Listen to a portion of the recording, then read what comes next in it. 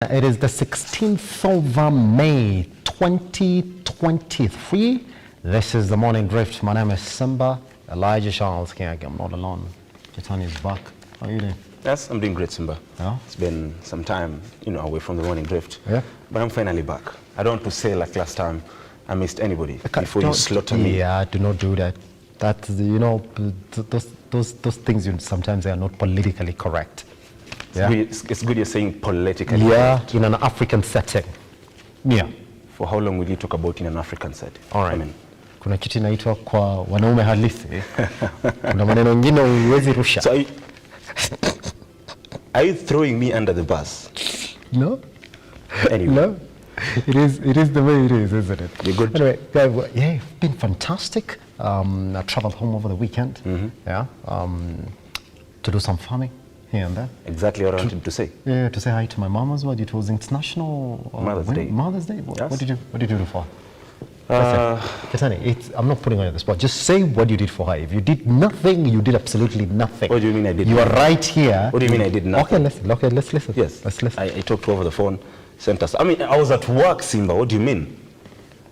My Listen, God. I was at work. Oh yeah. Yes. But it being on a weekend as well, yeah. I was at work on Sunday. Everything was okay. Everything went well on top of Mother's Day. Kuna katimu kingine pia kalipigwa on Mother's Day. So, Ngoja. Keitany, stop. We're talking about Mother's Day. It was on Sunday. Fine. Stop deflecting. I'm not deflecting. I'm basically asking you, what did you do for your mom? I told you. Placed a call to her. Was it? Did something over the phone. A few things. I was at work. All right. Yeah. In my defense, I was at work. All right. Yes. Was it? But it's safe to say you guys also lost on Sunday.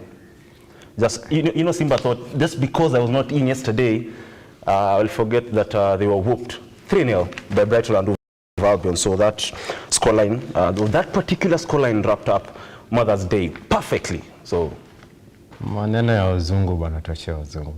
Si tuongeje mashemeji dabi. Na Shabana. Still, mashemeji dabi si ulipigwa. You do support Gor Mahia in the Premier League. So you see, it was a good weekend for me generally. Hapo uchungu naweza sikia. Sasa maneno ya wazungu bwana huku juu itatusu aje. Ladies and gentlemen, you've been watching the Morning Drift for the past few months. Fine. Simba's been very vocal talking about Arsenal being on top of the log, it being lonely at the top. I do wonder, is it still lonely at the top? Yeah, for two teams. You can see it's struggling. For two teams. What two teams? There's only one winner. There's only one winner. Yani. But just so you know, Arsenal are going trophyless yet again. But it's the norm. They're used to it. So that is what average teams are used to. So it's not the same for me and for Manchester United fans. We already have a trophy. We'll be playing in the FA Cup final on June 3rd. So we used to lifting trophies. Anyway, for those guys who are following the local league, we're talking about by the way, the cup that Shabana FC just won. It's called the National Cup Champions. Yeah. It's good to have them in the league next year. And they're coming back to the league. Once they're there, then I will stop talking about Arsenal anyway. Anyway, Keitany, just a lot that's going on. The president talking tough about what he was supposed to do to Kemsa. He has done something. Yeah. The PS has gone home? Yeah, definitely. But, Simba, for me, sending them packing is one thing. Yeah. Ensuring that those who are, found culpable to have, engaged in the flood procurement process and, the scandalous, mosquito net tender are brought to book is another. That's another issue. So, just sending them packing is one thing. Yeah. Ensuring that investigations are completed. Yeah. Because we've seen this before, we've seen the script before. People are sent packing, but at the end of the day, they are not held accountable. Yeah. So that is what we're waiting for. But it's a good move. You can say it's a step in the right direction because the president himself on Sunday, while talking to journalists here in the capital, Nairobi, at State House, he said he's working on something, with Kemsa, because at the end of the day, it is embarrassing that the Global Fund did pull out because of the flood procurement process. They said the person who's awarded the tender was not the right person, did not meet the requirements. Yeah. And this is something that's been happening at Kemsa for some time. And I'm glad that finally, we are headed in the right direction. That's how it is. That's how it is, isn't it? Yes. That and much more, by the way, coming right here on the Morning Drift. We're going to talk about some of these issues politically right here on the Morning Drift. Only thing that you got to do is join us online and Lookuptv across all your social media platforms. The hashtag, as usual, is the Morning Drift. We'll come back with the newspaper review this morning. Good morning.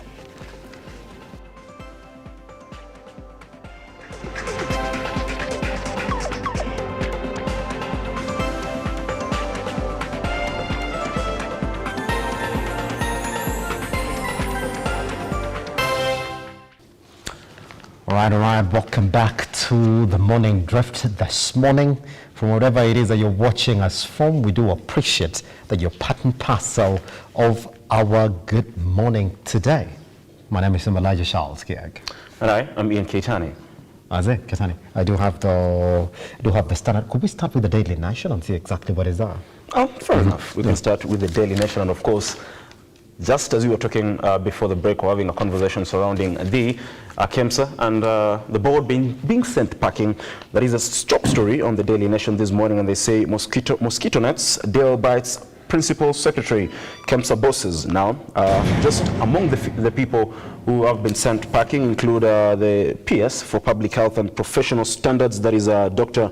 Josephine Mburu, sent packing yesterday. Of course, out completely. Now, like you can see on the screen as well, Miss Terry Ramadhani, the CEO of KEMSA, has been suspended. And interestingly, Simba, there's one Daniel Rono, the chairman of the Kenya Medical Supplies Authority. Yeah. Mr. Rono was appointed a couple of months ago, if I'm not wrong. A couple of months ago. He's, very new to the job. Yeah.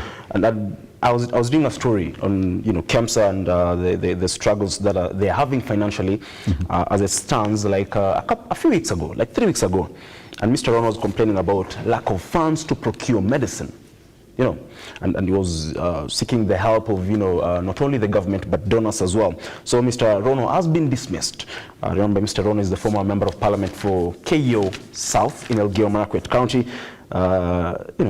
Safe to say that's my home county, but everybody must be held accountable. They have appointed, that is Mutava Mulwa as the acting chief executive officer, and of course Irungu Nyakera named the chairperson of the reconstituted board. Just so you know, Mr. Irungu Nyakera was gunning for the gubernatorial seat in Murang'a County, but lost to a former Murang'a County senator, that is Irungu Kangata. Simba, like I said before the break, yes, in my opinion, I believe this is a step in the right direction. Do you think it is? No. Keitany, haven't we seen it before? Let me just take you back to, I think, towards the last 1 year of President Uhuru Kenyatta's tenure. KEMSA again was involved in a massive 7 billion shilling scandal. And we did see exactly what happened. Everybody at KEMSA was sent packing. In fact, they were only left with the chairperson of the board and the CEO just to see to the day-to-day running of KEMSA. Well, you like to think that they reconstituted it back, claimed it, and you like to think that up to what we are now getting treated to by President Dr. William Ruto, that indeed KEMSA was put in line. But guess what? I mean, this is the same script that we've seen before. I mean, you can say that we didn't see the PS getting sent home, we didn't see the CEO getting sent home, and the chairperson of the board getting sent home, but the rest of the small fish, as you like to call it, within KEMSA was sent home. Now, this looks like the same script, and I wonder, Keitany, why didn't he just say, I'm going to fire the PS and then the CEO and the chairperson of the board, when he said, well, watch this space and see what I'm going to do? Probably he was yet to go through the final report, because maybe some investigations are done. Yeah. But like you said, last time out, the small fish paid the price. But for me, what I'd pick up from these dismissals is that President Dr. William Ruto not only dismissed the PS, but his own appointee just 2 months into the job. So I really want to think maybe it's a step in the right direction. It is. But only time can tell. It is. How serious the president and of course his entire government are on this issue of fighting corruption. Exactly. And Keitany, this is the step in the right direction for President Dr. William Ruto. Why? And I will tell you why. Because then but let me take you back, Keitany, the NY scandal, if you do remember. Yes. By then, was it the CS? Isn't it the CS? Yes. One governor for Kirinyaga County right now, Anne Waiguru. Yes. When she was questioned, she did say, look here, yes, money was lost. I do agree, but I do not know how we lost it. So when you have officials who are in charge of this ministries coming to tell us exactly that indeed I do not know how this money got lost, that's somebody saying, I failed to do my job. So it's a good example for the rest of the officials who've been appointed by President Dr. William Ruto, and we do know exactly how it goes. Every other president works with the people who he thinks have his right hand properly.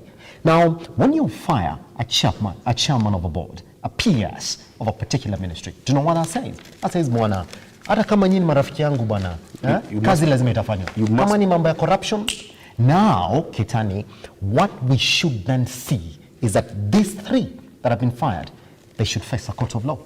Isn't it? Because it's corruption. You've been fired by the president because then there's a corruption scandal in your ministry or in your docket. So that means there's more than enough evidence to take you to court. And President Dr. William Ruto, if indeed then he can do something different, like the way he said yesterday, from what we've seen the other presidents do, case in point, Uhuru Kenyatta, then this guy should go to court. That's how it's going to be different, Keitany. But you know, it's interesting because you've talked about NYS and it's not only about taking people to court. Because if you remember clearly, the PS then, I believe Mrs. Omolo was taken to court. Exactly. But what happened after her being taken to court, nobody knows. How that case went. The case collapsed. So it's not only them appearing in court. We want to see them held accountable and the law taking its course. As it is. But just as you wrap up that particular story, Simba, it's a sad state of affairs because as well, we do know the Global Fund cancelled the tender for the supply of the 10 million mosquito nets. And this affects millions of families in the country. It paints a picture of those we have in government institutions. Your job there is to ensure that the local people there get to benefit. That's get the services. Get services, like isn't it? But at the end of the day, they decide to enrich themselves at the expense of the common Mwananchi. Simba. I'm telling you that, man. Before just a second before you jump to the daily, the Standard this morning, Simba. From a business perspective as well, they see more pain for hustlers as kerosene and diesel prices jump. They say the government has, of course, failed to continue with the subsidy in kerosene and diesel. Yes, I'll tell you that, man. And that's the same conversation that we're going to have this morning with the CAS in the office of the Prime CS. Musalia Mudavadi, I was asking him, yes, if indeed you are then raising prices of fuel, prices of kerosene within the economy, aren't you again then raising the cost of production? You know what he said?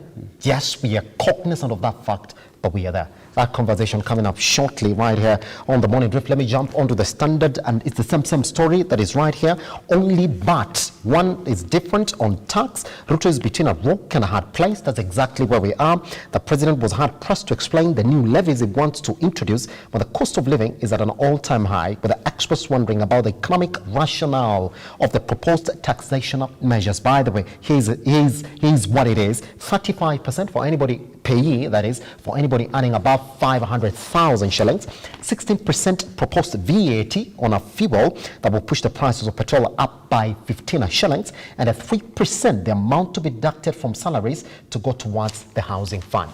That is what it was. I will tell you that, to the point you went to, I'm the president, Bola. I can tax, Bola. Exactly. Allah? I love how the president was put to task to explain the 3% and why should be deducted. Because, Simba, the question is, and that is a question also asked by Abdi Kadir. Yes.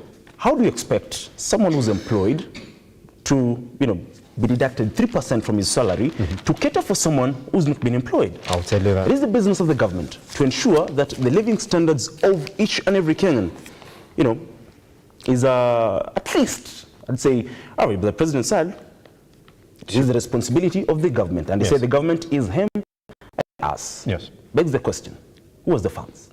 That's it. Who calls the shots? Who calls the shot? And he's talking about not only,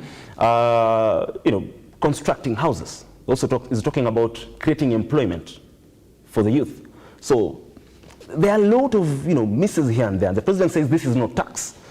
He said in Kiswahili, ini akiba, ini ushuru. The question is, once it passes, it becomes law. Becomes a law. If you don't pay it, you go to prison. Yes. That's a tax. Tough times. Tough times, I'm telling you. Anyway, it's so many stories, again, that you can read on the Standard as well. Page 3 is talking about the villages that Mackenzie was chased from before Shakahola. So that story is still developing, and we're going to keep our tabs on it. And still on religion, since Kenya is a secular nation, teachers have been told by judges not to force learners to pray, when in school. Let them decide for themselves. That's exactly where we are, Keitany. Yes. Just before we wrap the newspaper highlight this morning, Kenya as you know, as a joint bid with Uganda and Tanzania. You think we have the facilities to host that? Bwana stadium zilimsema mtajenga ziko wapi? Hizo mbili zita host the entire of AFCON. For a moment, Simba, I thought you wanted to say watu si wajinga bwana. Watu si wajinga bwana. What's your story? But that is that. See you in a moment on the bullet on this particular morning. It was AFCON. Wapi? Hapa Kasarani. Eldoret. Unasema Eldoret.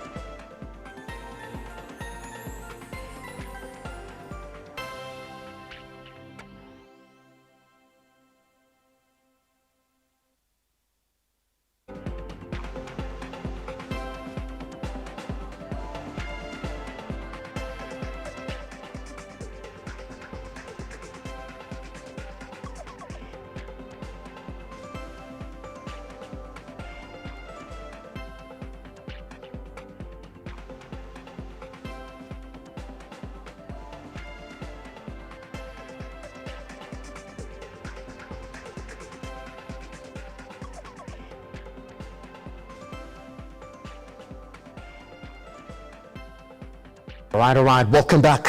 Now, President William Ruto on a Monday terminated the appointment of Josephine Mburu as the Principal Secretary of the State Department for Public Health and Professional Standards over the alleged impropriety within the Kenya Medical Supplies Authority, KEMSA. In a statement signed by Felix Koskei, Chief of Staff and the Head of Public Service, the President also revoked the appointment of the chairperson and dissolved the entire board. Let's take a look.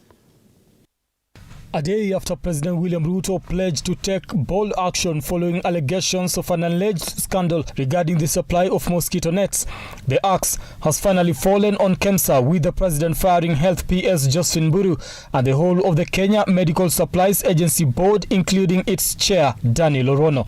The President went ahead to appoint Irungu Nyakera as the chairperson of the KEMSA Board. Health CS Susan Nahumincha has on her part reconstituted the KEMSA board and appointed new members. The new members include Hesbon Oigiako Omolo, Bernard Kipkirui Beta, Jen Masiga and Jen Nyagatura Mbatia. Nahumincha has at the same time kicked out KEMSA CEO Terry Ramadan and appointed Andrew Mutava Mulwa as the new acting CEO.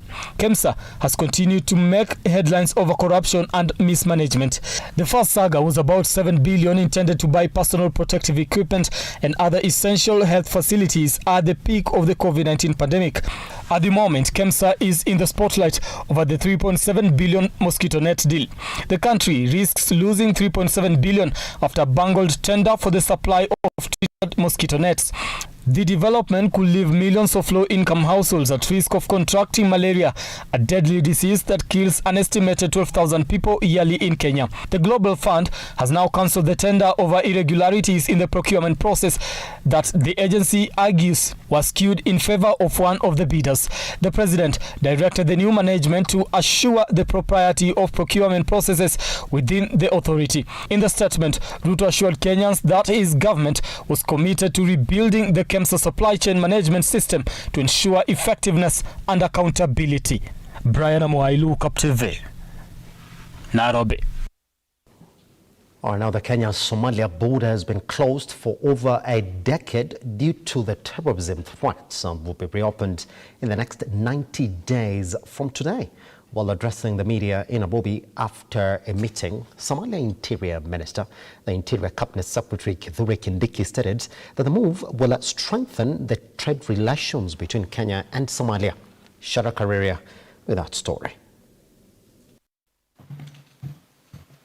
Only few hours after President William Ruto outlined government plans to reopen the Kenya-Somalia border to enhance trade between the two countries, the meeting between Kenyan Interior Cabinet Secretary Keitany Kindiki and his counterpart from Somalia manifested Ruto's commitment. So we are gathered this afternoon. The leaders from the two countries agreed to reopen the border to ensure that Kenyans and the citizens of Somalia can easily interact without boundaries. Kenya and Somalia are continuously experiencing both intra and interstate threats in terms of our security, mainly emanating from the terror group Al-Shabaab, with increased prevalence along our common border, running from Mandera all the way south to Lamu. According to CS Kindiki, the two countries will work together in a fight against terrorism to ensure that there is no terror threat in both countries, to allow socio-economic development of our respective countries. Ladies and gentlemen, going forward, our two countries are in agreement on setting up modalities to implement the measures outlined in our outcome document, which we have signed a few minutes ago, and to bilaterally review and evaluate progress to ensure the continued effectiveness of the joint efforts. And at peace with the world, His Excellency President Hassan Sheikh Mohamud has led a wide range of bilateral, regional, and multilateral initiatives to strengthen the existing ties between Somalia and its neighbors, among it is Republic of Kenya. However, Kindiki stated that the process will take place in 3 phases, where in phase 1, Mandera-Bulahawa border point will be opened in the next 30 days from today. And in the second phase, the Liboi Harahara Dobli on the Somalia side will be opened in the next 60 days. And in the third phase, Kiungaras Komboni border point in Lamu County will be opened within 90 days. The first border point provides an entry point from the Kenyan side in Mandera County. The second border point provides an entry point from the Kenyan side in Garissa County. And the last border point will be able to provide an entry point from the Kenyan side in Lamu County. Will be opened within 90 days. Kithure added that the government is exploring the possibility of adding the 4th border point into Somalia from the Kenyan side in Wajir County. The border was closed in the year 2012 after terror threat in Kenya and Somalia. Shadrack Kareria, Lookuptv. Now, President William Ruto has described the Shakahola massacre as an act similar to terrorism. The president explained this in an interview with members of the press. He stressed that all who participated in the heinous act will be punished in accordance with the law. Audrey Cherotich now reports on that story. Na hamjambo wa Kenya, jina langu ni Nancy Okware kutoka kwenye shirika la After President Ruto had a one-on-one interview with the media yesterday to explain the state of the country, the horrors of Shakahola tales of the disaster that occurred in Shakahola was one of the hot points he discussed as he apologized to Kenyans. Hapo kumetokea makosa na siwezi kusema ya kwamba kuna vile tunaweza kukwepa lawama. Tuko na makosa. Na kwa sababu kuna makosa, ni vizuri tuwaombe Wakenya msamaha kwamba jambo hili lilitendeka tukiwa na serikali. Nikishasema hivyo, huyu bwana Makenzi na wenzake alishajulikana kwamba kuna jambo lenye dosari anafanya. Ameshikwa akapelekwa kotini. Kotini ikamwachilia. Ameshikwa tena akapelekwa kotini. Kotini wamemwachilia. Hii safari sasa ameachiliwa, ndio amekuja sasa akaongoza haya maovu akitumia dini. The president highlighting 2 bodies that have been put in place to help government go after the perpetrators of the Shakahola horror. The Judicial Service Commission of Inquiry has the responsibility to investigate the manner in which the crime was committed, who slept on the job, who are Mackenzie's accomplices, and how is it that the graves were dug without anyone's knowledge. At the same time, the Shakahola Task Force, whose members comprise religious leaders, have the responsibility to identify gaps in the legal, institutional, and governance systems that have allowed cults and extremist groups to operate, make proposals on how the public can report such cases, come up with proposals on standards and minimum certification requirements for all religious organizations. President Ruto emphasized that Paul Mackenzie's actions are similar to those of a terrorist, as he assured Kenyans that his government will get to the bottom of it. The promise that I am giving to the people of Kenya is that we will get to the bottom of this matter. And in Mombasa, the High Court has decided that preacher Ezekiel Odero's bank accounts and TV station will remain closed until the investigation is completed. Judge Olga Sewe declined an application in which the pastor was seeking to have his TV station get back on air until investigations are completed. Audrey Cherotich, Lookuptv. Well, finally, a Form 1 student from Archbishop Njenga Girls High School died by suicide over alleged failure to complete her school assignment. Now, the deceased, Danieta Nelima, is said to have been sent home for school fee for not completing her assignment. Sorrow and grief has gripped the home of Caroline Njala after her Form 1 daughter committed suicide. The deceased, Danieta Nelima, was a student at Archbishop Njenga Girls High School, is said to have been severely punished and later sent home for not completing her assignment. Mtoto wangu alitoka hapa siku ya Jumatano akienda shule Archbishop Njenga. Alipoenda shule, baadaye nikaangalia kwa simu, mwalimu ametuma kwa WhatsApp ya wazazi ya kwamba watoto ambao hawajamaliza fees na hawajamaliza assignment watarudi nyumbani kesho yake. Walikuwa wameandika kwa hiyo leave out to nimrudishe tarehe 15, na nikamuuliza, na hiyo assignment umekuja nayo? Akasema hapana, sijakuja nayo kwa sababu hawakutukubalia kuingia hostel.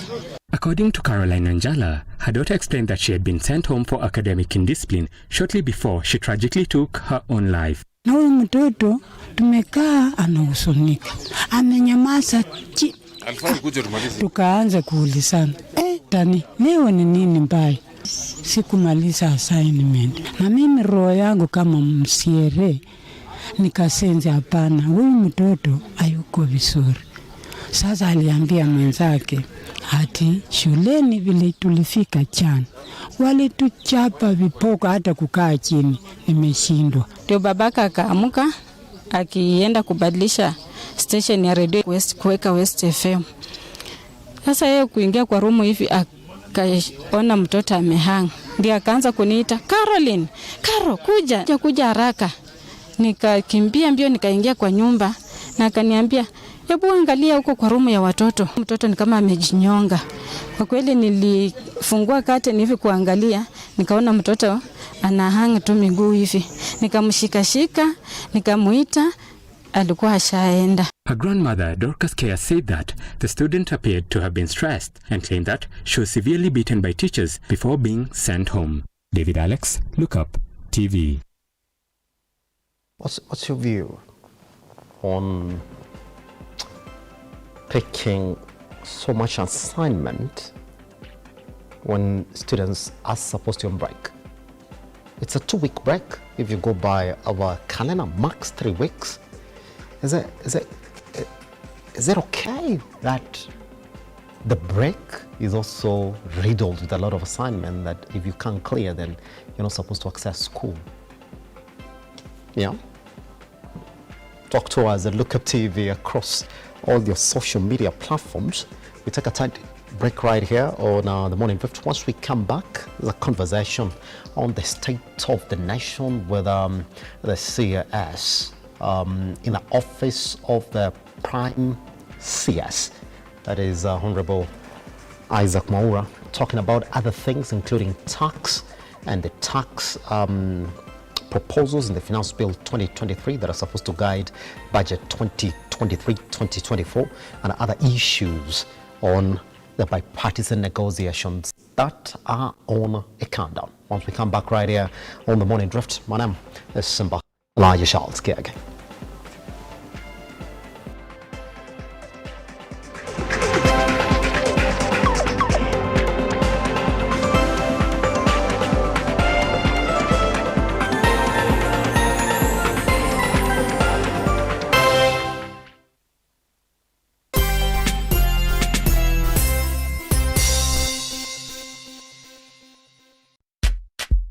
Sensei Institute of Technology is the home to the best practical courses, giving you a hands-on experience to handle the world. A place to be. For you to join us, ensure you have your national ID card and be ready to enjoy the ride. Sensei College, my skills, my future. We as Novena United Circle are a society that is able to provide a platform for business startups by providing financial aid to members and creating a platform to accumulate their savings. We look for small business entrepreneurs who are starting a business venture and provide the best opportunity to expand a business niche and turn it into something big. For more information, call us on 0768 757 956 or WhatsApp us on 0734 832 430. Novena United Circle. Tuungane pamoja.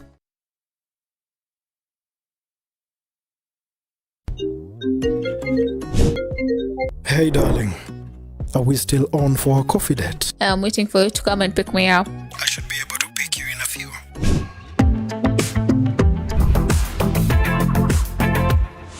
It's a coffee yogurt date? It's not just a yogurt, it's royal coffee yogurt.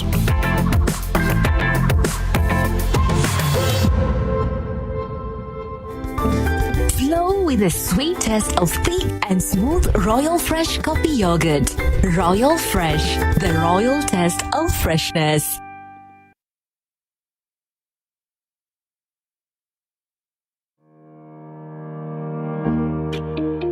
Hi, and welcome to Tujenge Home.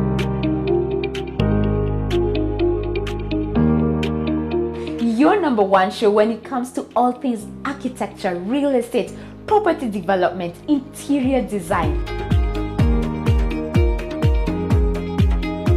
You get it right here on Tujenge Home. When the food is ready. You want to serve them? Dinner is served. Yeah. Let's go. Let's go. Let's get it.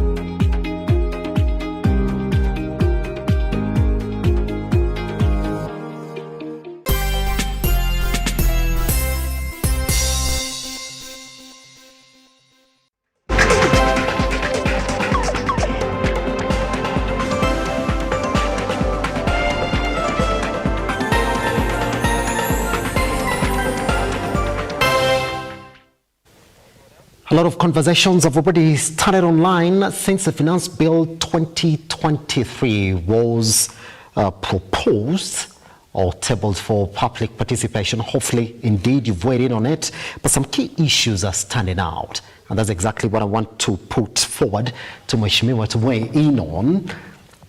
There's one that has really rattled Kenyans who own a paycheck the wrong way, the housing fund.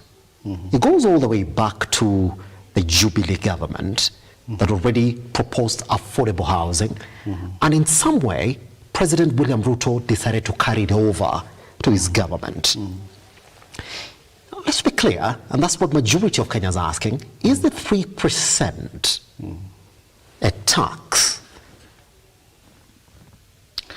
Yeah, thank you. I think there is something that we need to agree as Kenyans.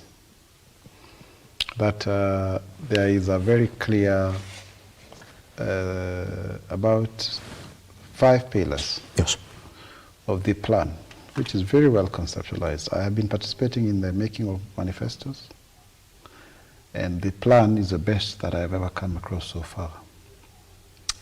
So there is the issue of agriculture, the digital superhighway, the issues of infrastructure, and of course the issue of health, and also the issue of housing.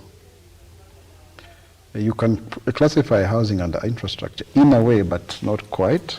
But it's not just a house. It is it's a savings platform, or kitty, where you pay 3% of your basic pay, not the whole salary,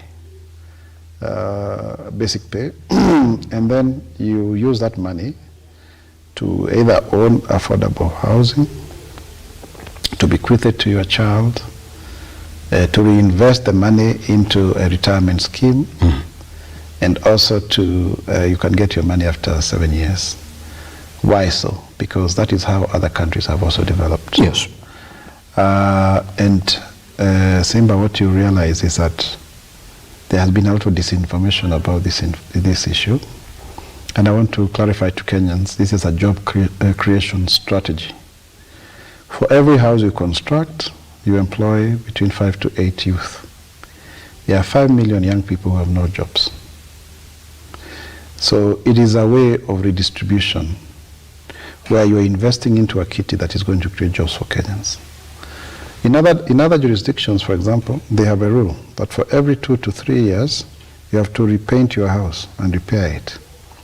I've seen it in South Africa. I've seen it in England. I've seen it in many other places. Why? Because the moment you get this capital out of your property, by the time you renovate, first you make the place look good. It's for good order. But also you release that amount of money to people who don't have jobs, ideally. And these are the Mjengo people. Yes. These are our young people from the many Tibets. Each and every of the 290 constituencies now has a Tibet. And we have the national polytechnics, some of them which have turned into university polytechnics. That's how Germany has been able to develop. But then if you do not then do so, you find like housing is a strategy for also land reconsolidation. I don't know that you come from Kisii. Yes, I come from Kisii. But if you fly over Kisii, you'll see how people have disseminated. Subdivided. Yeah. Decimated, sorry, that land. And the same case to Central, where I come from. So that you decimate land to smithereens. So overall, you have a very productive area, but everybody has got their eighth an acre, and our villages are basically scattered slums. Now, when you think about it many years to come, people are moving into the urban because the land is no longer productive. Where will they live? You know, by 2050, 68% of Kenyans will be living in urban areas. Right now, Nairobi alone, by the 2017 census, has 4.8 million Kenyans. 4.4 million Kenyans, I beg your pardon. Now, if you combine with Kiambu, which is largely urban, and Kajiado, like the Nairobi metropolitan area, you realize that 10 to almost 15% of the Kenya's population is living within this area. So basically, this is the emergence of a megacity. Yes. You know, the metropolis. It's going to be a megacity. If you give it another 30 to 50 years, it will be a megacity. Just like London, just like New York, just like Tokyo, just like Hong Kong, just like Beijing. So we have to start preparing that future. And housing is critical, because the reason why people are living in Kampan is because they think they can do subsistence agriculture. But when that land is decimated to the point that it's not agriculturally viable, the soil has already been overutilized, it's very light, and I've done that literally where I come from. You even pick up the soil, you find it's already been overused. Then you have a very hostile environment. I remember having a conversation with an older man, a grandfather of mine, and he was thinking futuristically, and he was saying, now because land is finite, in future people will be building story houses. Yes. And then they now give their children, the inheritance is you take this floor, you take this floor. But you see, that's my grandfather I brought my grandfather, or rather a relative of my grandfather, who was a mason. So he could foresee that. And we're talking about me and him having this conversation more than 30 years ago. So our president is very futuristic. He can see, he can foresee what is happening. We will have a crisis. And it is happening everywhere. In fact, those of us from Central Kenya were thinking like we push cash crops to places like Trans Nzoia. But I remember seeing my friend complaining about the same thing that is happening in Trans Nzoia. If you go to Masai land in Kajiado, I was there yesterday in Isinya, that's the same that is happening. People are taking huge parcels of land and subdividing them. it is, if you come to Kiambu, where I come from, basically it's slowly becoming the dormitory of Nairobi and a concrete jungle. Yes. In land there is extremely expensive. We are turning coffee farms into real estate properties, or residential areas for that matter, gated communities, very popular.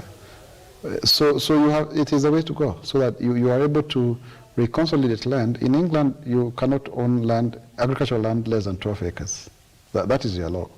And I foresee a situation where we shall also come to that. But then we have to move our masses of people into the urban market, so that, Simba, we have a market because of the population, the numbers. You know, it's an economies of scale. And of course, matching up the various, industry revolutions that Kenya seems to be undergoing, because we still are, working around agrarian revolution. In fact, our president is the real minister for agriculture. He's an agricultural economist. You can see for sure what he's doing for the country. And by the way, I want to postulate on your TV that I have closely studied, and I have seen that members of parliament, presidents also follow their professions. So Kibaki was an economist, and he really helped us build the economy. Then you had Moi, who was a teacher, and he gave us free milk and so many Moi girls' schools and whatever. Yes. Jomo Kenyatta was an anthropologist and a writer and a thespian, and I cannot quite say what is it that he was able to achieve when he was in his 15 years of leadership, but possibly he was able to put the country together, at independence, because there were many coups, including in Ghana against Kwame Nkrumah. So you can credit him for that, whether you like him or not. But of course, he veered us into the ideological West in terms of capitalism, which we may want to debate whether that was a good thing or not. But then it still set the country into some upward trajectory we compared to our neighbors. But certainly, I am also of the view, if you look at the Chinese experience, if you look at the Ethiopian experience, if you look at the Tanzanian experience, that those countries who first went socialist way, when they turn the Deng Xiaoping way, so that they have a socialist market economy, they tend to flourish more because they are more cohesive. So that's the legacy of Kenyatta. But then you look at now the strategy of William Ruto is value addition. It's about industrialization. But then also there's information age. So you combine the digital superhighway. So then you create new opportunities and avenues for this uppity and yuppie and urbane population that is coming from Kampan to get something other than being attached to land. And that has happened before in many jurisdictions in Europe. So I think I highly commend it, and that I hope that it can be followed through to its own successful conclusion. Yes. Then why are we reading, I would like to call it this apathy then, in these policy presentations? Is it in the nature of presentation? Is that what is lacking? But for quite some time, the mainstream media has been very hostile to government. Even in the last election, you'll agree with me, Simba. We won the election based on social media, basically Facebook, WhatsApp. So mainstream media has also served to poison the masses, and particularly because that's the only way you people are also able to sell your newspapers and your TV content. Otherwise, if you are all praises for government, who will buy your content? People are rebellious in nature, naturally. They want to go against the set rules. And at the beginning, at the onset, people don't see the real picture. Mwai Kibaki that we are praising today, when he started out, he actually almost lost the elections in 2007. Yes. But now we agree, many people agree that he's the best president we've had so far. Today, Even when we were in Jabini, President Ruto made a pronouncement that he's a good student of Mwai Kibaki. So he's his role model. And I believe so. We cannot have very kind words to say about Uhuru Kenyatta. Maybe it's too early. But certainly I think he took us the wrong path. And I strongly believe so. That's why we fell out with him. Yes. Personally. But we ought to, this is a sick patient that needs medicine I have not come across medicine that is sweet apart from that is given to children. And so it's painful pill that we have to take, and then the results will be seen later. Why? Because the president is trying to say, we have borrowed, and by the way, we have borrowed. Just to give you a background, I've been a member of the Budget and Appropriations Committee for 3 years, a ranking member. I was able to predict that in 10 years, the president will have a difficult moment running this country, whoever was to be president. It's on record. The other day, even so, when I was talking about public debt, that video kept on coming back. No, is it? With Motula Kilonzo and others, because people can tell when you're speaking the truth, and I have been vindicated. And my brother, let me tell you, if we had followed what we were saying in 2013-14, we would not be where we are today. Yes. We went on a borrowing spree. When Kibaki left this country, we only had a debt stock of 1.8 trillion. As we speak, it's more than 10 trillion. It is officially 8.4 trillion, but there are other hidden debts, there are guarantees and whatever. A GDP that ostensibly has grown to 13 trillion, but for me, I put it at 9.8 trillion. So we have borrowed the whole of our GDP. So that is arguable, because personally, I have done my calculations that I can tell you. There's a lot of bundling of figures here and there. Yes. So what is the president doing? He has first and foremost stopped the borrowing of about 500 billion. Then he has come up with revenue-raising measures that ideally would give us about 800 billion. If we are to do so, his aim is that by the time he finishes his 10-year term, hopefully that God gives him a second term, we will be having about 5 trillion. Now, the money we are currently collecting, my brother, is only about 15% to the GDP. Yes. Or thereabout. But in OECD countries, they collect up to 40% of their GDP.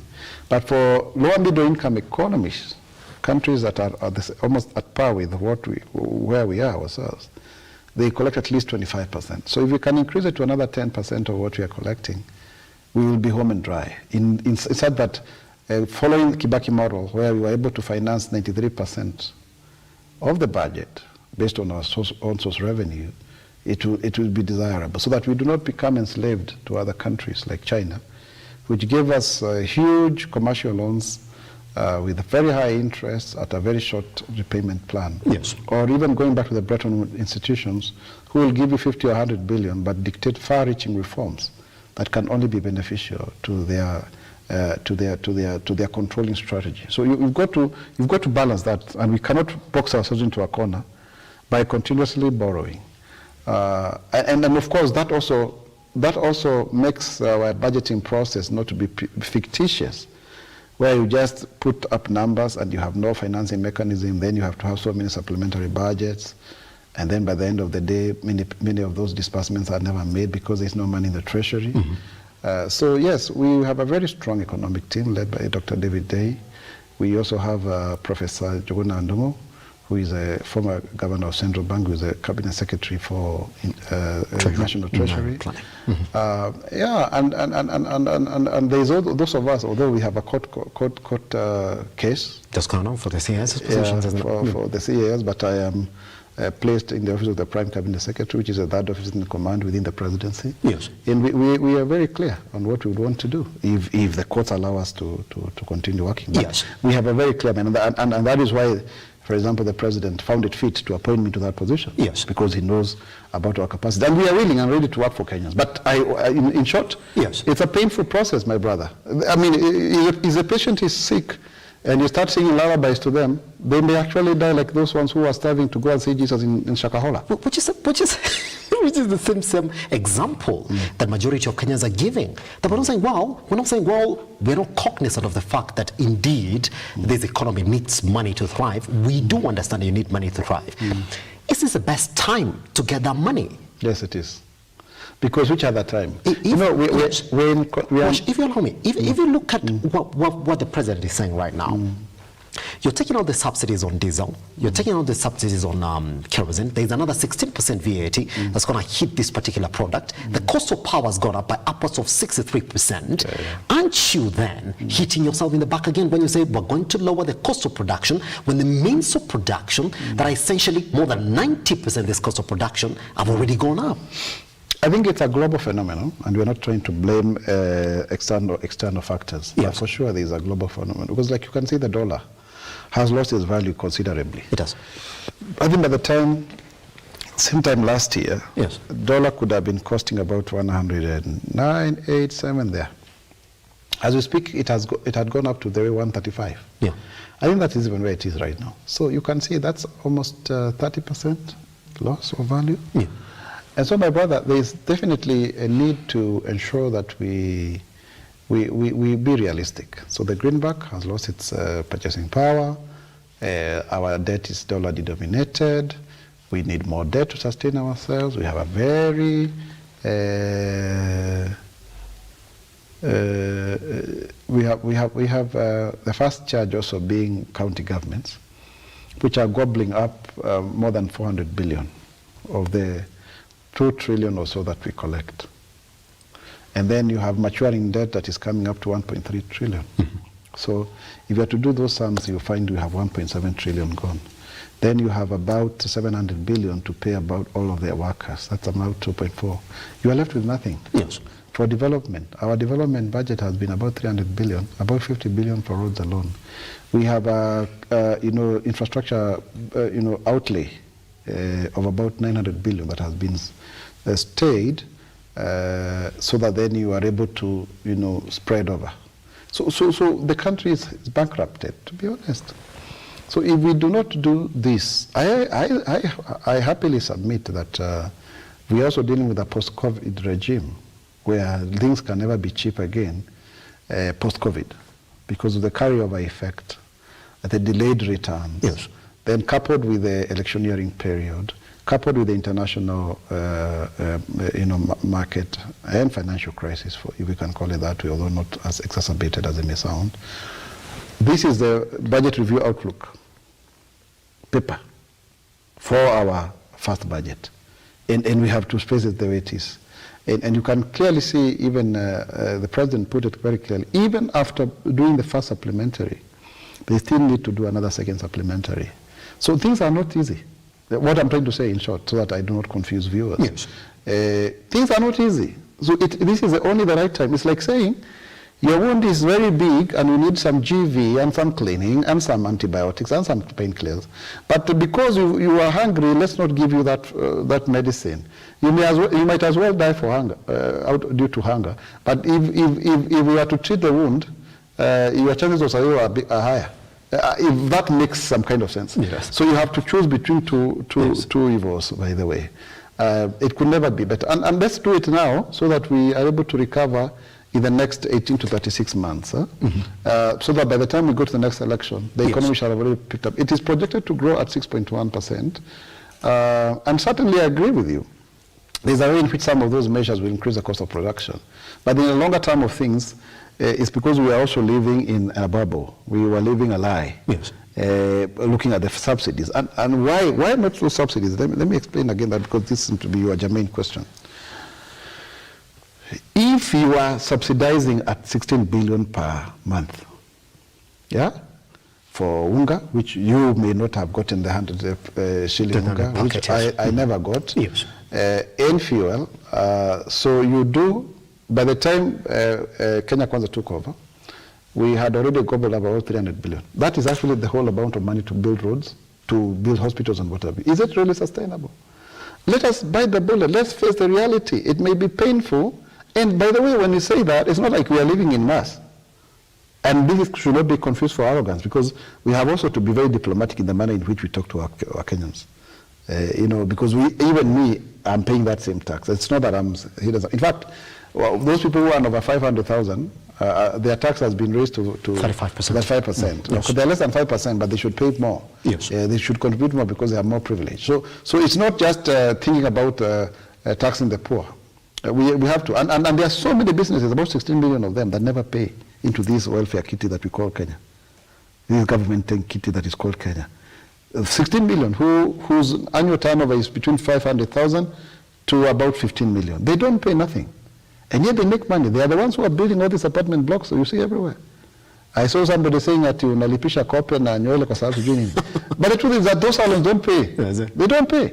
Yet, if you are married or you have a girlfriend, those are the monies that we give, and people go there to stay the whole day in a kisufuria there to come out glowing. I'm just saying that on a later, I hope it's not going to be put out of context.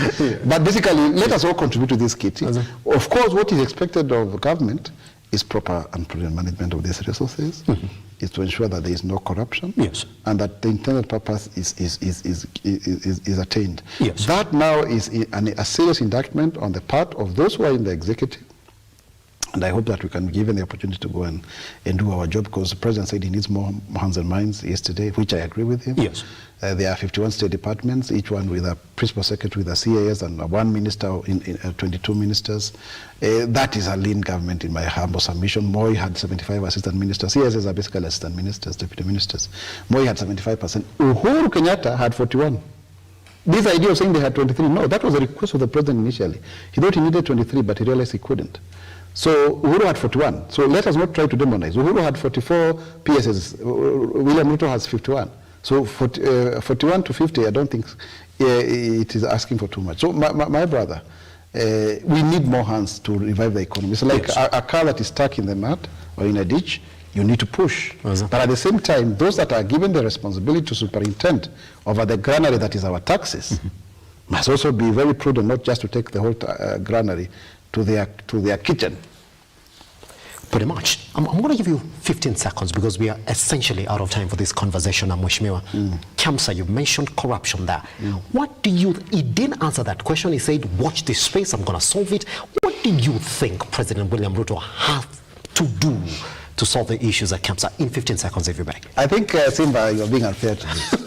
I cannot speculate what my boss is saying. I mean, we've seen what the other presidents have done. They've done everything. Mheshimiwa, they've done everything to the point of getting everybody home, starting afresh. Nothing seems to work. If it's not getting everybody home and then starting afresh, what is he going to do that's going to work? That is not everything. And he knows that very well. And I believe in his capacity. He consults very widely. Let's leave it unto the time that he will be able to do it. Yeah. Mheshimiwa, thank you very much for coming by. You've been a lovely guest. I am very happy to be with you people, and I hope, this is the second time to be at Lookuptv, and just to wish you all the best, and let's continue building this country. By the end of the day, this is where we were born.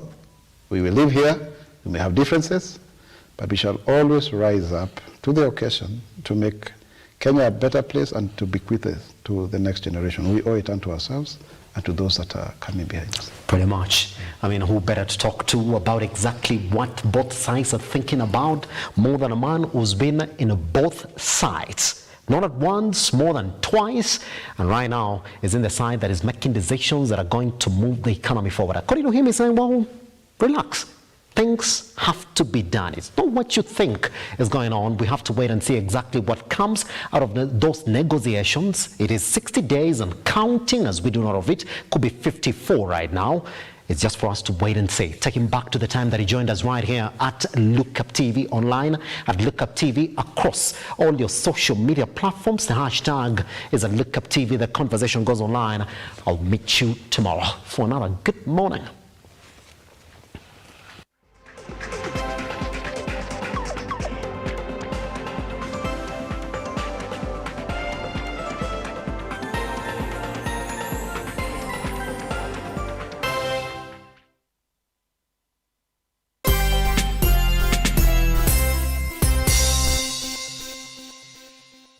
Today we are hosting the Lotto Foundation as they do a food distribution to the community. The community involves people from Huruma. Huruma is where we have the home for the aged. So quite a population from the home are getting the gift packs. Most of our children come from Githogoro and Huruma. These are informal settlements. Honestly, these parents have not been working.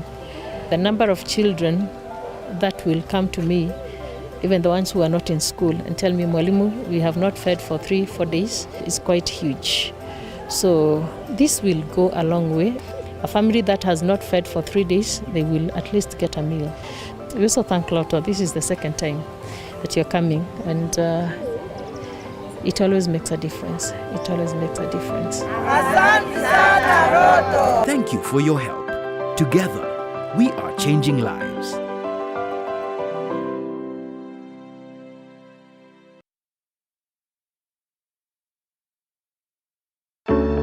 Are you a beauty and elegance enthusiast? Lookup Soccer brings you a live shopping experience with your favorite vendors. Limu Luxury will be selling products ranging from skincare, hair care, body care products,